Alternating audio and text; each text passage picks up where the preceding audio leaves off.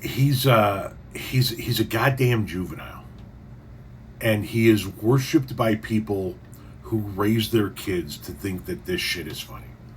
This is the president of the United States, a guy who, in and of his own right, is a fat slob. I know I'm fat. I can recognize my own people when I see them.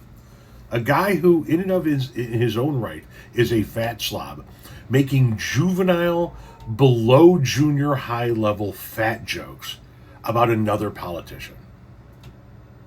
So I'm not going to tell my Pritzker joke. They have a very cute little joke, you know. Some speechwriter wrote some joke about his weight. But I would never want to talk about his weight. I don't talk about people being fat. I refuse to talk about the fact that he's a fat slob. I don't mention it. On a more serious note, as we gather around the dinner table, I'd like to lose a few pounds too, by the way. And I'm not going to lose it on Thanksgiving, I can tell you that. Because I'm going to have a turkey, but it's not going to be that one.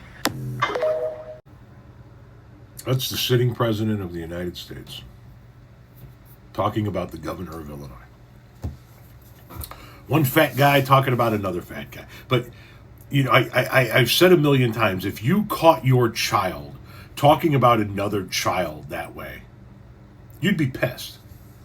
And if you say that you wouldn't be pissed, then you'd be a shitty parent. I'm convinced that these Trump supporters are just shitty parents, because I'm convinced that they think that that's hilarious. It's beyond comical. And they're okay if their kid talked about another kid that way.